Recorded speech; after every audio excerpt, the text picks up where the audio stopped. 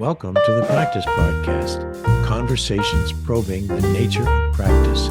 I'm your host, Dave Fearon, co-author with Peter Vale of the digital book on Practice as a Way of Being. Find it at mylibrary.world. Now to our show.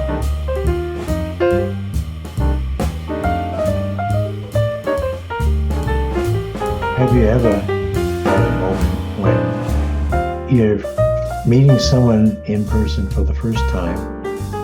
You know about her or him, but now it's the first time you're seeing each other, in this instance by Zoom, and you go, I know this person. You just feel that affinity, you feel that rapport, and it only takes a few sentences for that to kind of click in. This is the way, not only how I felt initially in meeting Lisa Lloyd, who is a organization support consultant, leadership, and you name the list, but basically she loves people and she sees the issues of people's lives as a way of being able to help with her background in psychology and all the rest. But what really was important to me, and I hope you'll hear it in this conversation, is that we both enjoy seeing people find something about themselves and each other they didn't even know was there, and now they can put that to use and make their life go better and make their shared life go better. And that's gold.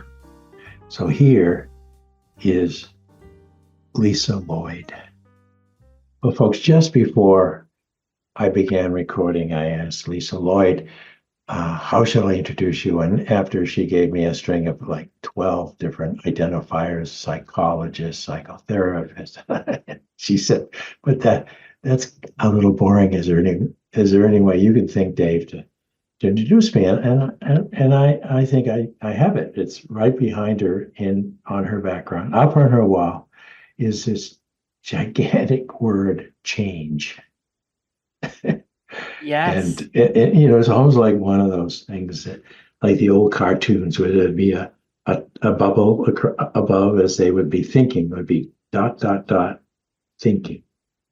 And I'm going to say that Lisa Lloyd not only thinks change, but helps us think change. And here's the practice aspect, Lisa, we could talk about. Thinking about change and doing it. It's a complete cycle, but I know from my own life, I think a lot about things that I want to change about myself or the world in general. I don't do it. So how is your work such that we can get to that last part of the arc to do and then learn from the results to keep it going? That's a really good question. I think some people are fearful of change because it's I quite like doing what I've always done. I know how to do it. It's quite straightforward. And actually, if I've got to try and do something different, not necessarily sure what the outcome's going to be. Not sure what the experience is going to be like. And I think, I was chatting to some leaders yesterday who were looking at changing some of their habits, and they were talking about the fact that when we're under pressure, and whatever that pressure is about, wherever it comes from, we revert back to what feels easiest for us, and that's the stuff that's unconscious. So we just, stick with what we do because we can do it automatically. It doesn't require any kind of conscious thought and intention. And actually, the interesting thing that we talked about yesterday is people have identified stuff that they want to do differently to make their lives feel easier in their roles as leaders. They're like, but actually it's really hard to keep that front of mind when we're really busy, because it's the stuff that almost gets pushed aside in front of, in favor of the kind of stuff that's more tangible. Here's my goals or whatever I've got to do, rather than behaviors. Yeah, that's a very interesting dynamic that they solve, a default setting, if you will, for a group of leaders, not just one, who have the fallback, and can generalize that and personalize it, because I think there's two dimensions that I think of on the fallback position. One is very positive, which is sort of that part of your knowledge that's so habitually developed and useful that it's tacit, and so you go to it because you don't even have to think about it, you just do it. The negative is what I think you're talking about. It's the armor up, stiff upper lip, not to pick on your on the fact that you seem to be quite British, but stiff upper lip.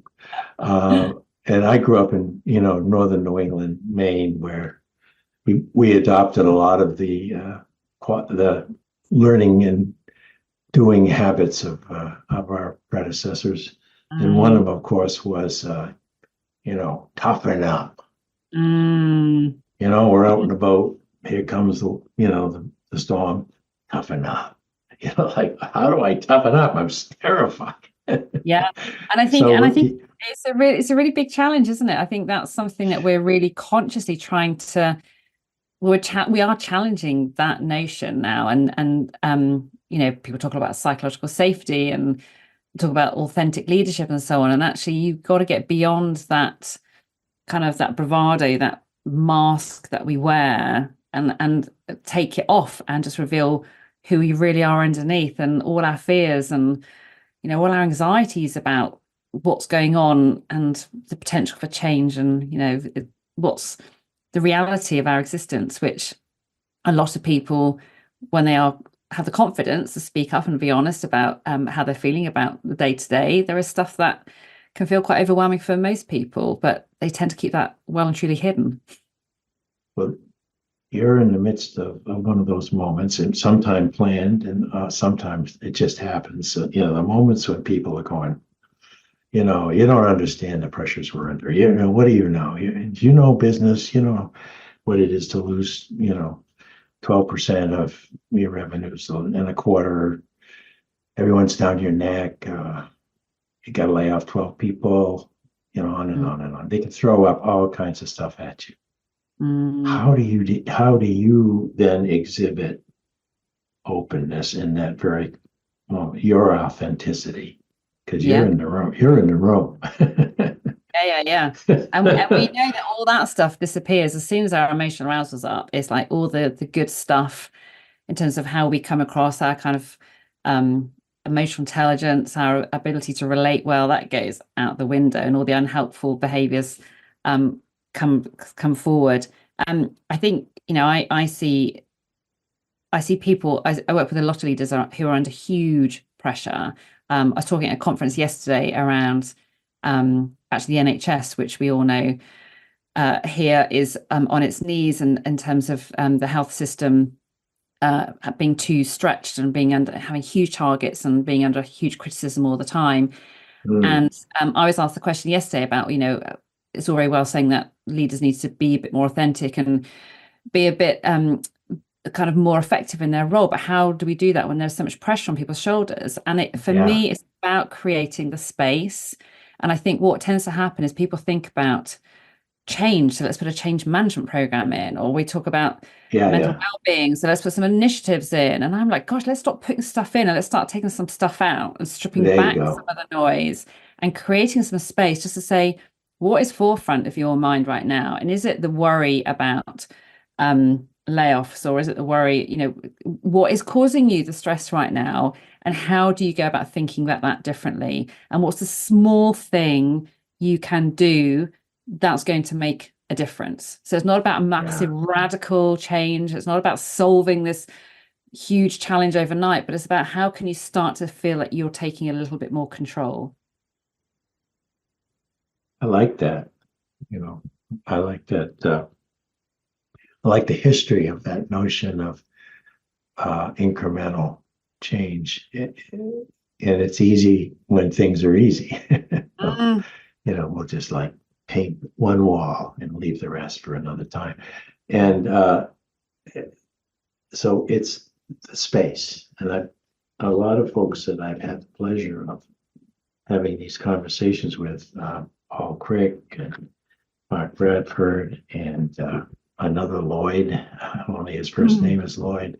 Uh, in almost every instance, there's and yesterday Paul Crick presented in one of the sessions that I attended. He presented this notion of grace. It's his model that he's been working on. Grace with each letter representing something. But the key, if you wanted to turn it and make the model spin, was this notion of helping a person create a space in which they can at least try something different, and in public, everyone's always watching us, particularly nowadays, and go, that wasn't so bad. Maybe I'll pull on this lever. Maybe I'll pull on this lever. So that's your work in a way, to get people to have those moments where they go, well, I think I get approached a lot by people who think they know what they need, which would be, I think we need a workshop on stress management, or how to revisit our values, or whatever it is. And you always have to ask people, what when you think about what it is you're asking for, does that really excite you? What outcome are you hoping to achieve? What difference are you hoping that's going to make? And often people haven't thought about that. So they kind of almost, people jump to the conclusion of what they think they need without actually thinking about the impact. So I'll always start from the end point of saying, well, what is it you want to be different? And often when you then work back from that, because once you've got to the end point, what does it look like when you've achieved the success?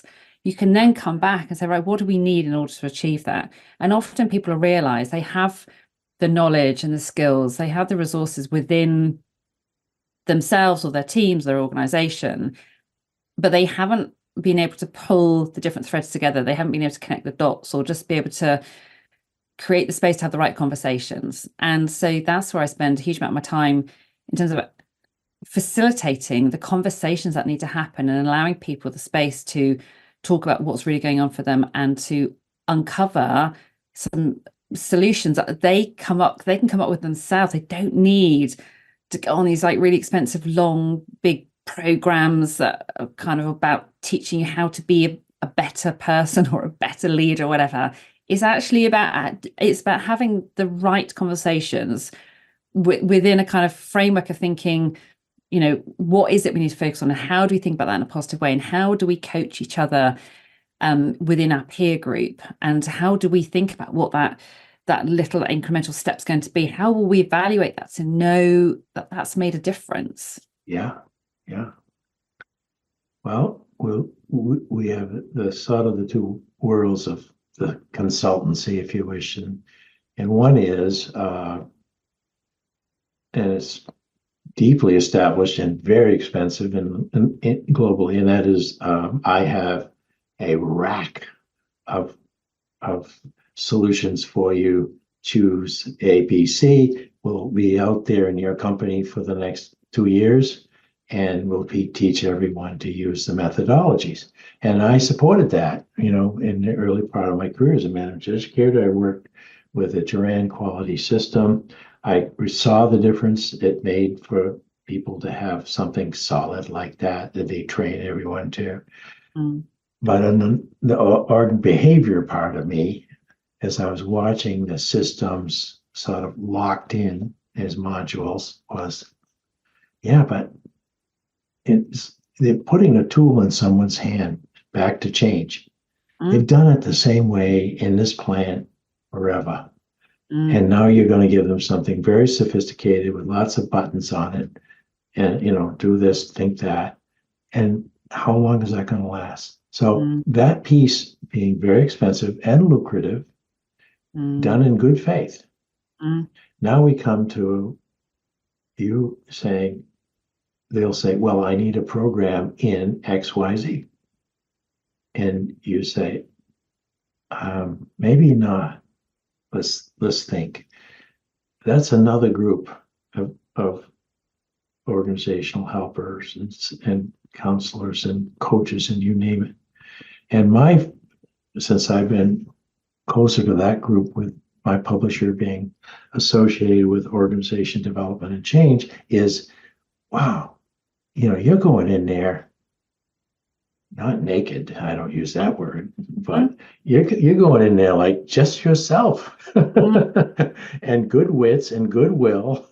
And but the power of that when you have a blank canvas, and I worked with a leadership team last month, and we had a whole day together, 15 of them, and we had conversation.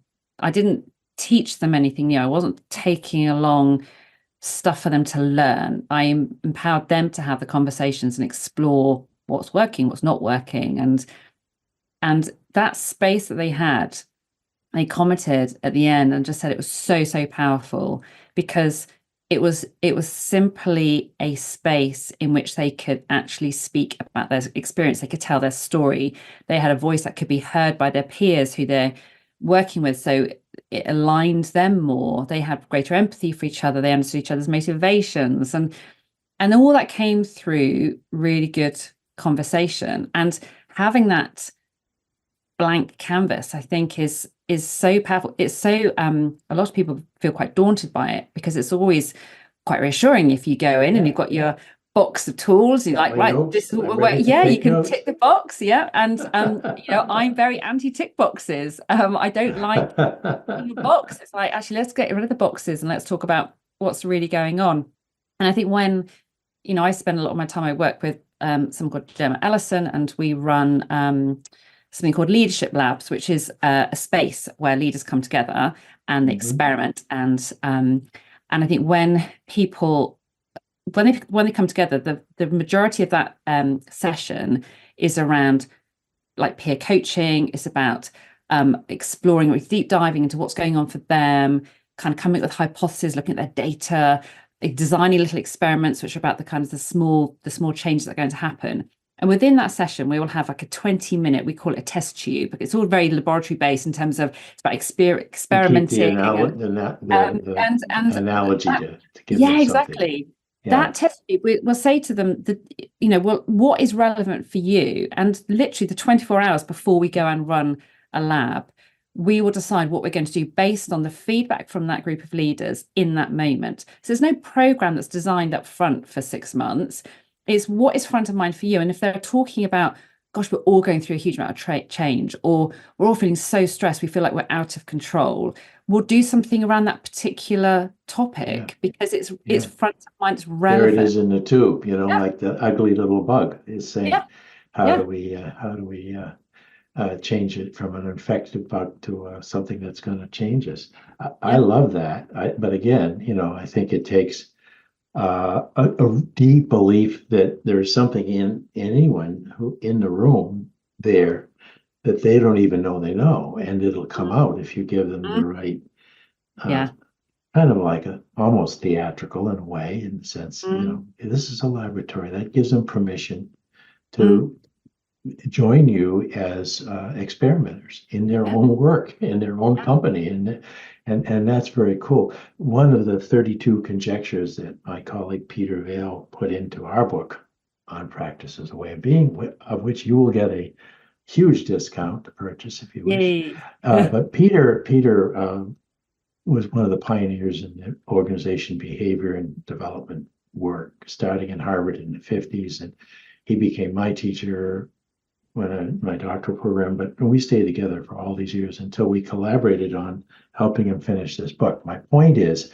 the Larry Less conjecture that Peter's health allowed him to write was initially to the academic saying, you're in a laboratory. So I'm thinking, ding, ding, ding, you're in a laboratory. Don't waste it, conveying someone else's formal meaning to a group and ask him if they got it, prove it that you got it. That model used to gall Peter, it galled me, and he was one of the radical guys who was saying, this is not the way to be teaching. Let's find out who they are and what they are interested in, and we'll teach to that.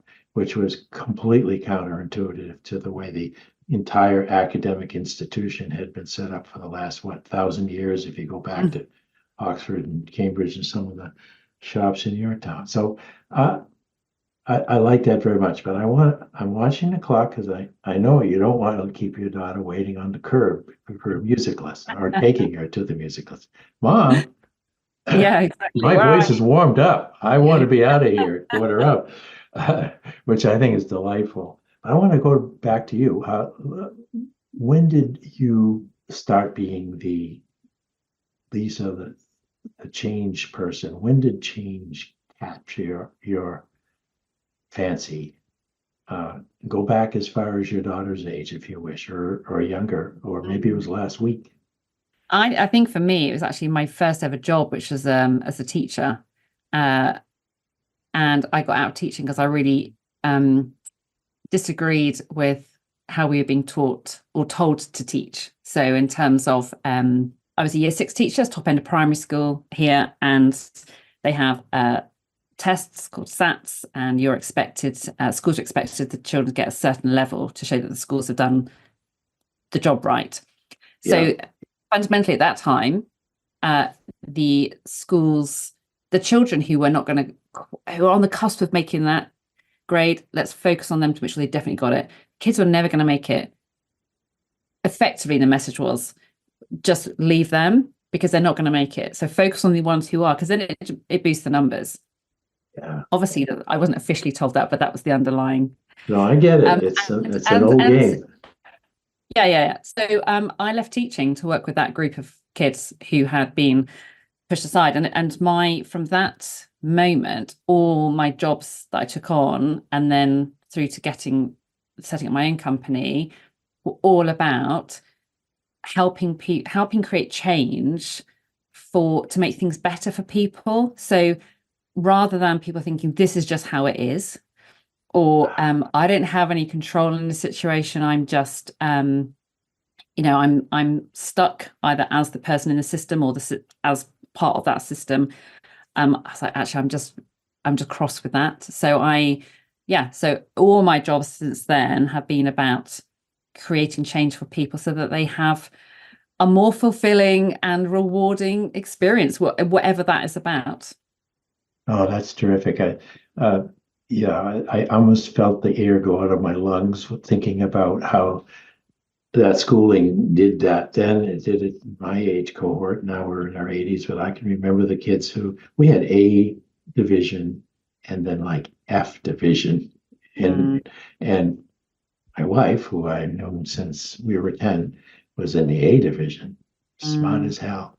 And I was like somewhere in the C division, and I thought, and at one point I was told, hey, you might want to be thinking about a trade because I don't see college in your future. And them's were fighting words, as it was for a lot of us, because I've been through a lot of college since, but it was that feeling of demotion that stuck with me, and I hated it. So consequently, like you, over time, I've always been partial to the people who, by no virtue of their own abilities, were demoted either in the plant, in the workforce, you name it.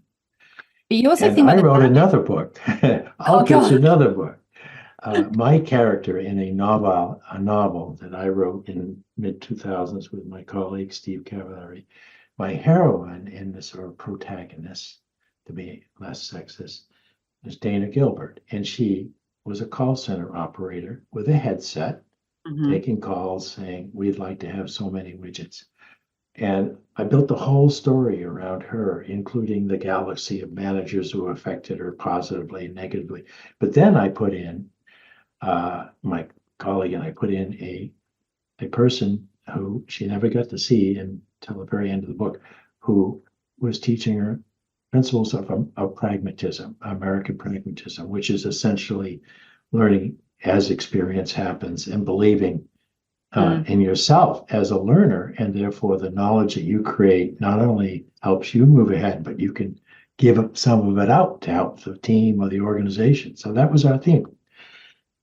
And the book didn't sell very many because the quality people, American quality practitioners wanted tools, they wanted methodologies. And I just told them a story, but it was an important story that Yeah. they And needed to some get. people relate to stories, don't they? Well, we said, my current publisher said, I said, I'm lamenting. I want to bring that book back. As a digital book because it's much more accessible around the world. And so in a few weeks it'll be out there. A point, Lisa, for both of us is that if neither of us caught on to the, I call it a game of Mm, sorting people like eggs, mm, and then basically saying we have no more need or responsibility for those folks that we've now put into a position where they're barely going to make enough money to live. Now, mm, I know I'm imposing that on you, but I heard it in your values as you mm. spoke about being a teacher. And I think that really plays through, think about from childhood, uh, children being given that message that they're not good enough. And then thinking what comes beyond that is no wonder that people in their workplace of a certain generation aren't happy about putting a hand up and saying, I'm not so good at that thing, or I don't know this, or I've made a mistake, because it's been drummed into us that you have to be A grade. Otherwise, you're going to be at the bottom of the heap. And you can see where that comes from. And so when we're talking about vulnerability and being able to take off your mask and being able to admit mistakes and, say, I don't know, actually, for a lot of people, that takes them back to kind of those moments of, well, the last time I did that, I got criticized. I was pushed aside in favor of someone who does know. So I think, we have to, it's always that thing, isn't it? Like, what's gone before, however long ago that is, shapes who we are today and our set of Really beliefs. does. And it's about unpicking that. And I always say to people, when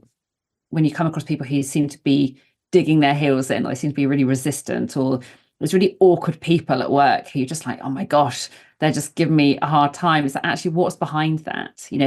Everyone's behavior is a form of communication. What are they really communicating? Like, what is their Yes, story? yes. And I can go back to the group of leaders that you talked to yesterday who were Mm, going back to the kind of the default position, tucking in and toughing it out kind of stuff. mm, And now I'm reading into that they got to where they are because mm, people classified them in the A group, and the last thing they want to show anyone is the truth, which mm, we all have, which is sometimes we're in the A's and sometimes we're in the F, and sometimes we don't even show up. We're a lot of things all the time, mm. but the structure and the system places them in a position where they cannot show anyone uh, any kind of humility, if you will, in a Yeah. way.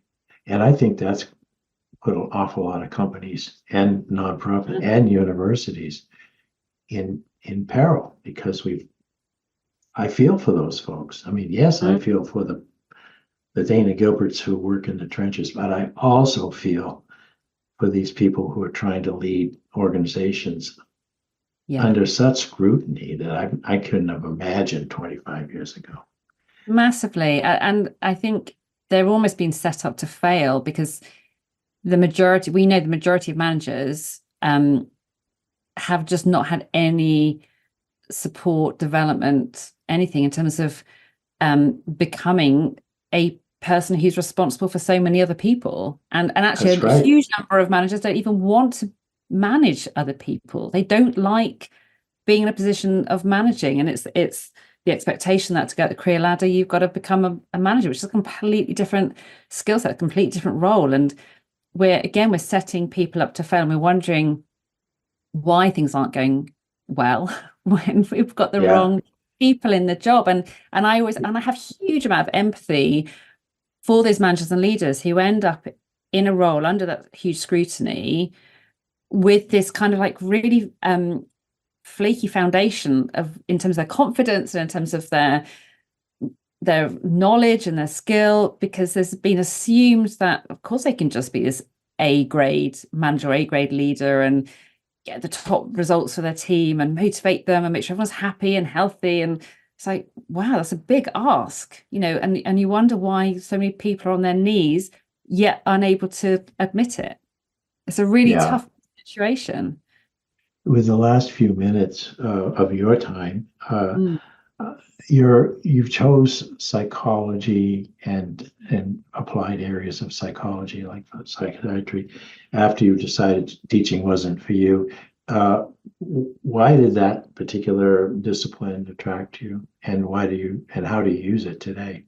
I know how you use it. You just use it to explain what you just explained. I mean, good question. How did I get into it? I think I just thought it sounded really interesting. So I never got to do it at school as a subject, but everything I had read about and heard about, I was thinking, this is just about people, and it's about how people behave and communicate, and it was just, it makes it relevant to every single area of life. So so on the when you have those forms you have to fill in to say what your role is and what your sector is, what's your industry, and and I just write it, and there's always that little other asterisk. I always tick the other, and I always put people. It's like I don't narrow anything down. I'm when you've just focused on how people are and how they relate to each other and how they behave themselves and how they think and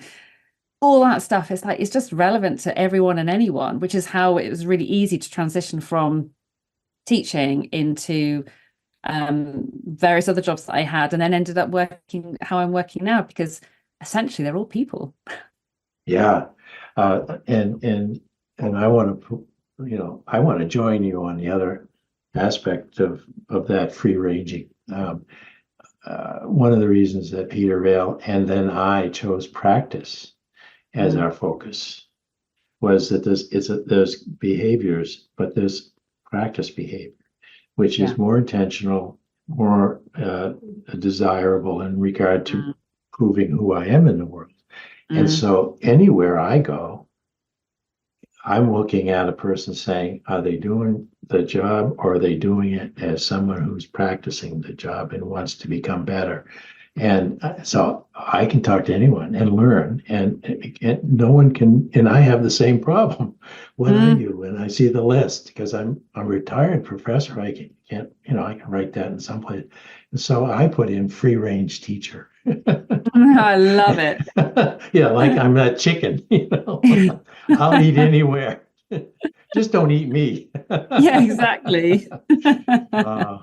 Well, it truly has been wonderful to meet you and to share our love of people and our hopes for them that we bring to them when we're in conversation. We bring our hope. We do, and I think we bring our hope, and I think we bring our genuine care. I think for me, it really is about when you are interested in someone or a team of people or an organization from the human perspective, and it's coming from a genuine place of care and compassion rather than pushing people and numbers. It makes all the difference, I think, and that takes a huge amount of pressure off people, and I think it makes that's why I love what I do, because it's enjoyable, it's real, it's relatable, and you can't really go wrong because you're talking with people. It's about people, and it's about just showing you care. And I love what you said, Dave, about intention. It's all about being intentional how we show up.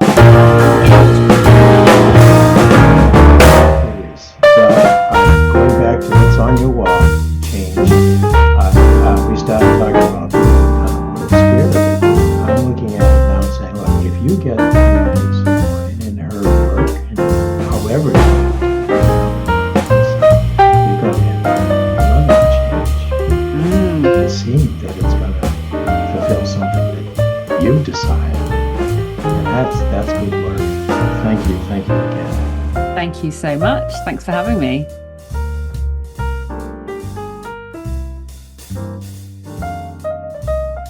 Thank you for listening to the Practice Podcast, conversations probing the nature of practice. If you'd like to hear more, go to Automatic, Spotify, Apple Podcasts, or YouTube. And please consider purchasing our book on practice as a way of being at mylibrary.world. It's a digital book with lots of features that you do not see in a conventional book. So once again, thank you, and I look forward to you listening again.